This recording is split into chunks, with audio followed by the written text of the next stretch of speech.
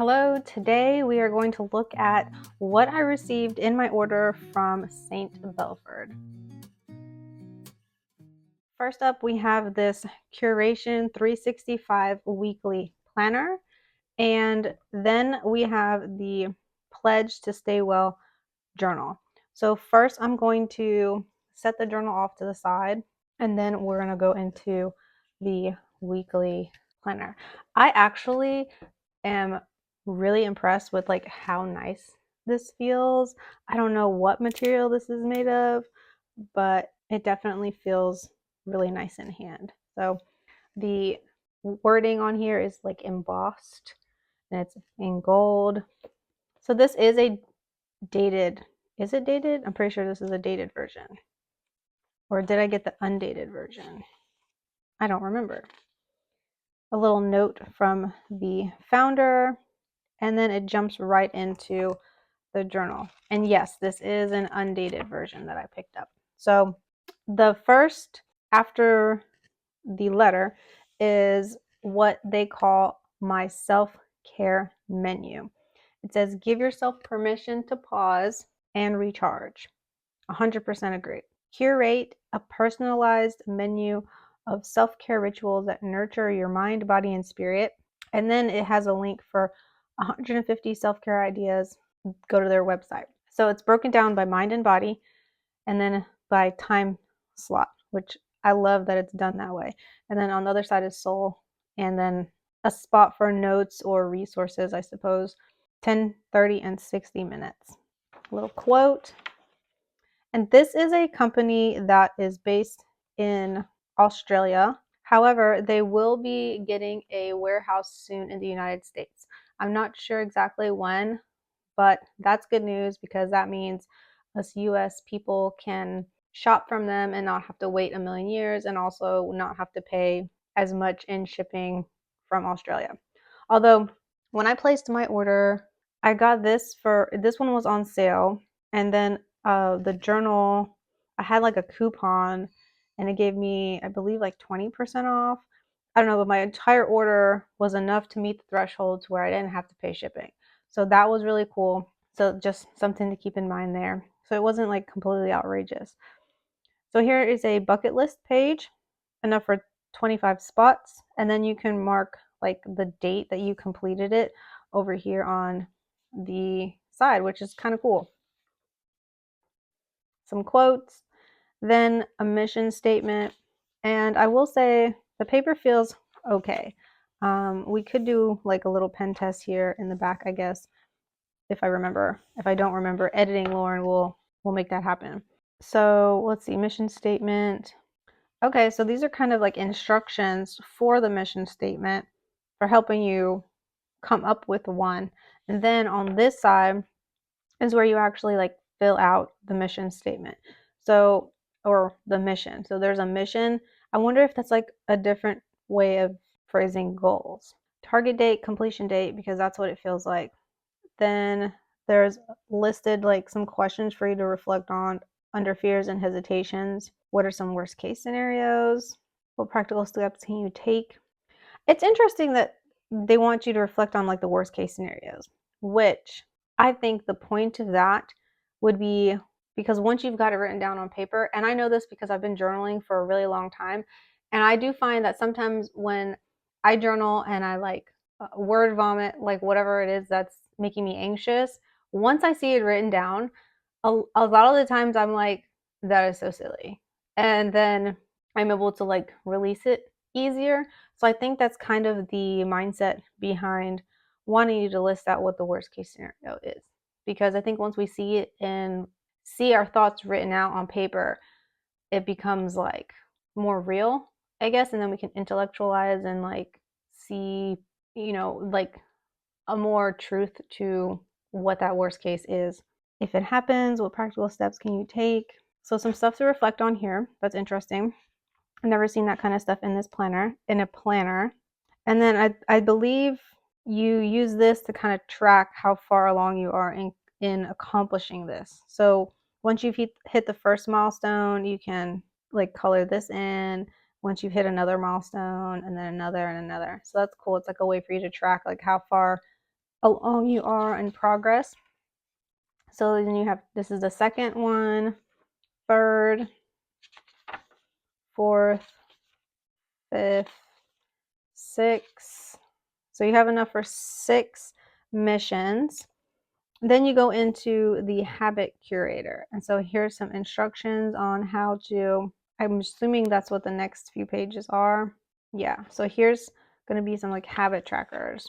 Okay, so it has a spot for you to list out the habits that you want to, I guess, cultivate. And then it wants you to break down the habits. So like, why do you want to develop this habit? What steps can you take towards that habit? What cues? I love this. If you've ever read Atomic Habits, then you know all about cues being something that kind of triggers you to remember to take action on said habit. And then like, I guess this is probably steps to prepare yourself, although there's another section here for steps. So that's, I'm a little bit confused about that part. And of course, like an awards reward section. So if you're one of those who wants to like reward yourself after you've, you know, achieved something, I think James talks about rewards as well when it comes to habits. It's like, okay, I'm going to go do this thing, and then only after I do that thing, then I'm allowed to do this. So like an example could be if you want to get into the habit of, let's see, if you're struggling with like consuming too much social media, whether that's like YouTube videos or Instagram, and you want to like help break that habit, or you want to, you can like kind of pair it with another one so that like only after I've done this, then you could kind of use that as a reward where you're only allowed to get on there after you've done something. You can identify whatever the heck it is, especially if you've been having a hard time with like actually getting things done. You find yourself like on there first. So if you flip it and are like, I need to do this first, and then once I've done that, my reward is I can then get online, then that could be an example of like a reward. I'm not sure if I worded that right. If I did, please let me know that I'm not the only one who thinks that way. So I'm like thinking through it as I'm filming this. Savings Curator. So then they also have a section in here for like income and expenses. They also have some bookmarks. We'll get to that because I think it's like further down.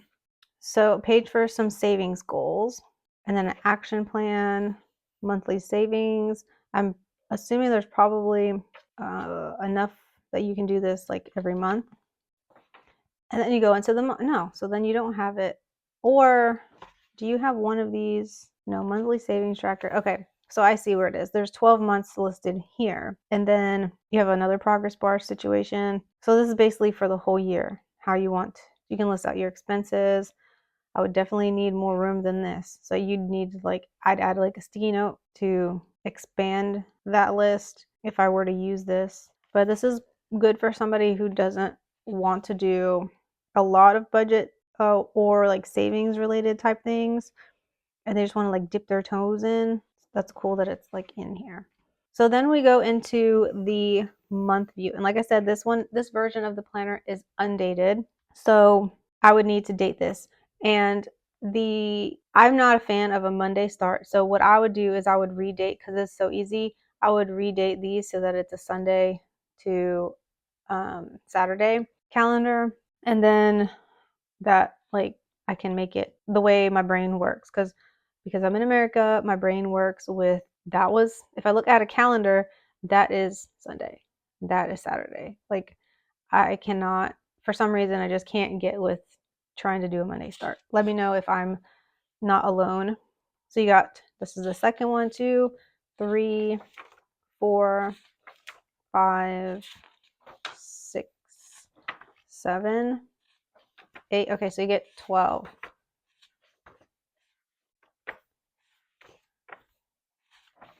Yep.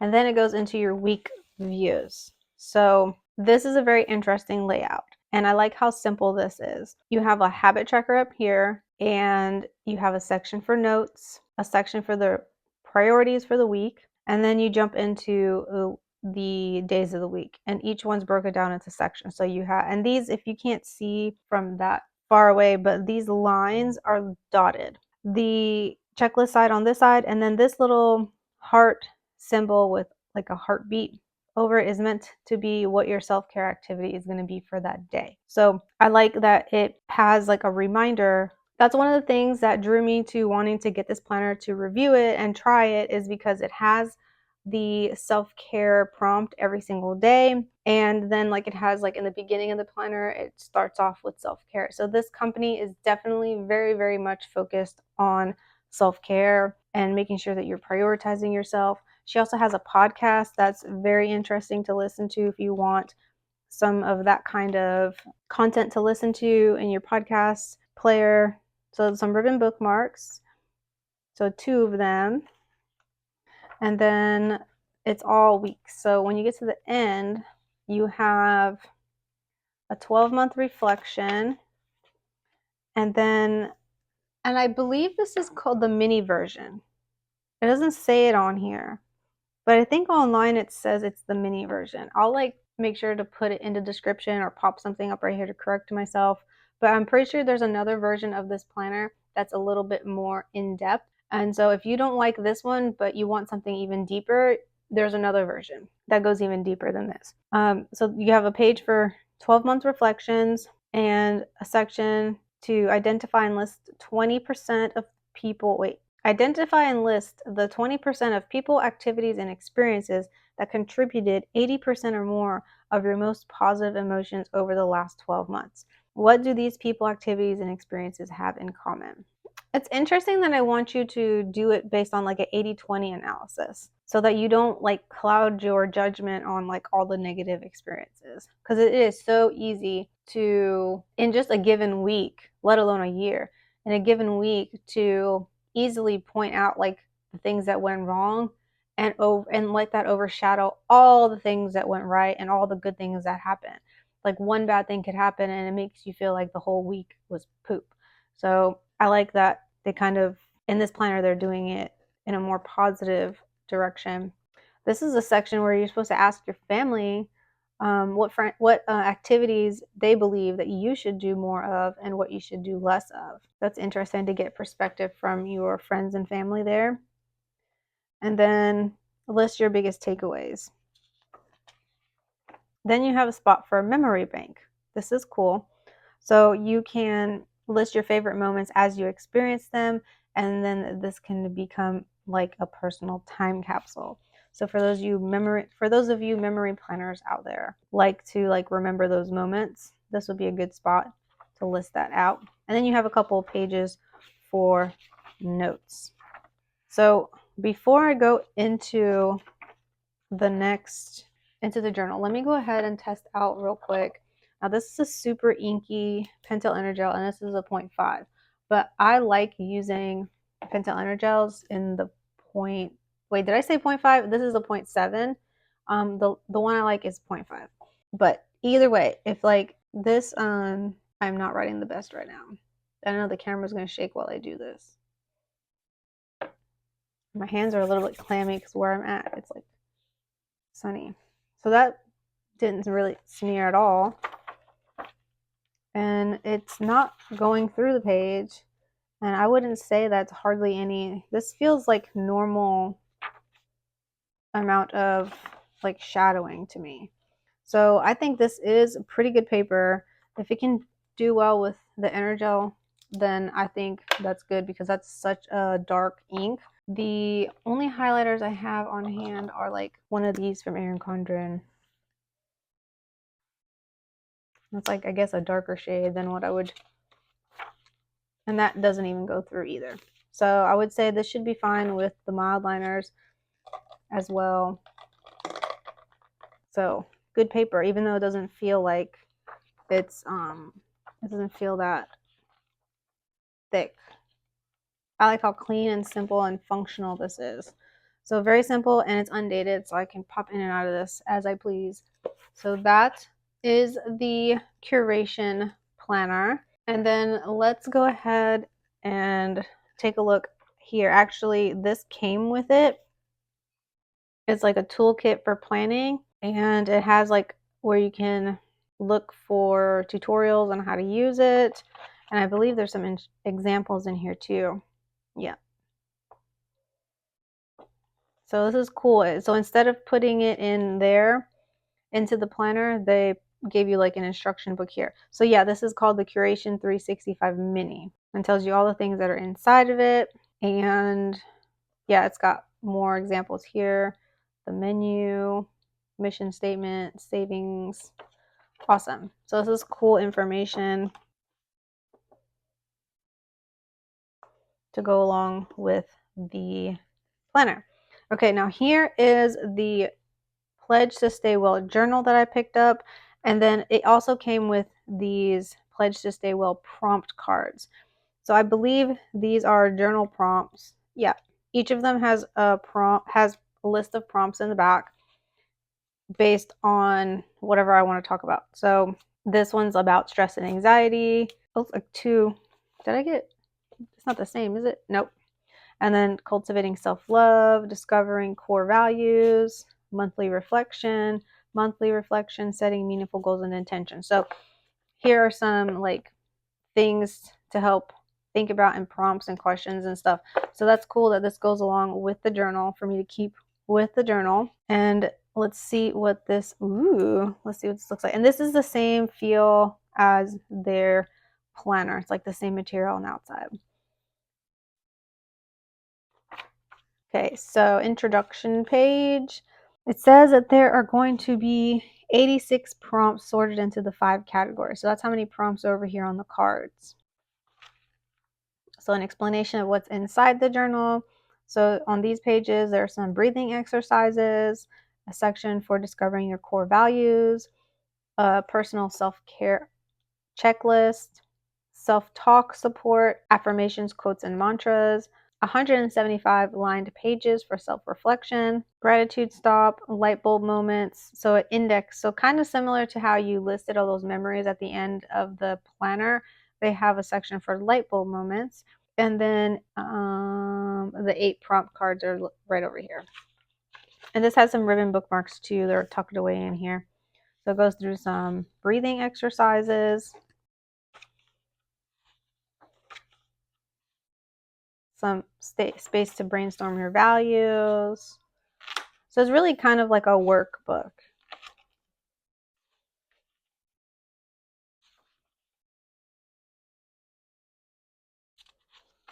Some space for you to put all your favorite mantras and quotes. And then here's the journaling pages. So this is where the meat of the journal is. So these are all the journaling pages, and in between them has like, you know, little quotes every once in a while. And then, yeah, little quotes. So each page is marked with a date on the corner, but you could easily ignore that if you needed more space than just that one page and just carry on.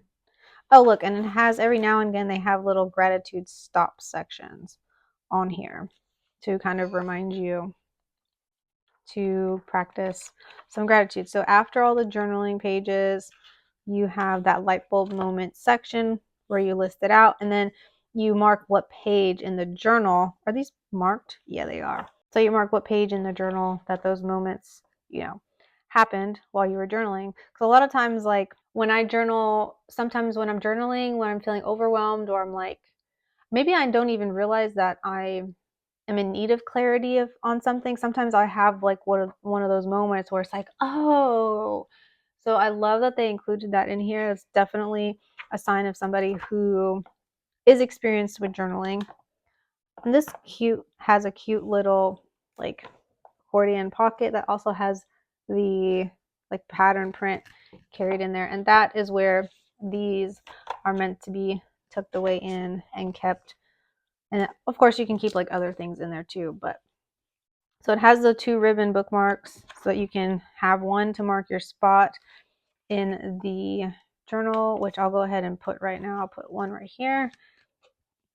And then I might want to keep one other one. Let's see, if I'm using this, where would I keep the other one? Maybe on the self-care checklist page. Yeah. And then you can like reference that whenever you want to. So that is the journal, which is pretty neat. I do want to say, like, if you put those cards in the back, it does kind of like bump this up a little bit. So I'm going to go ahead and take them out for now because I'm not sure yet when I may start using this journal. But I will go ahead and make sure to leave a link to these items in the description so that you can go ahead and check them out.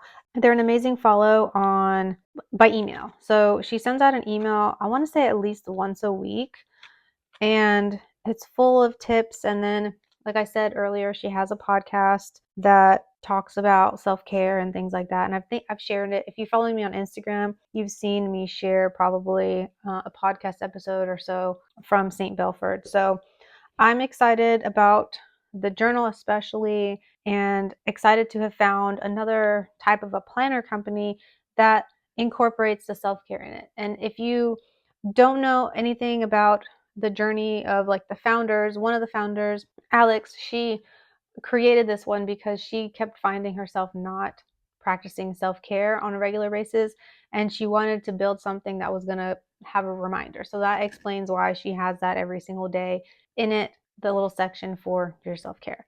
So great product. This was a really good price. I think I only paid $18 for this one because it was on sale. It might still be available for that price in this particular color. I'm not sure what the price point is on the bigger version since this one is the mini compared to this, but I did want to get a version, and I believe this is like an A5 size. I don't have in front of me something else that is A5 to compare it to, but it definitely feels like A5 size. But definitely check out their website, and the links will be in the description. I'm not affiliated. I paid for this. They did not sponsor this video. I did want to just share it. I mean, of course, that's what my channel is all about. So if you are new here and you want to see more planning videos that are focused on self-care, go ahead and subscribe, and I'll see you in the next one. Bye.